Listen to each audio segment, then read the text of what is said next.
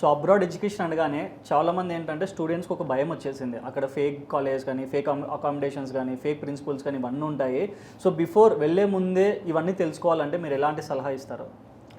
నేను ఇందాక మీకు చెప్పినట్టుగా ఫస్ట్ వీళ్ళు చూడాల్సింది కాలేజ్ క్రెడిబిలిటీ.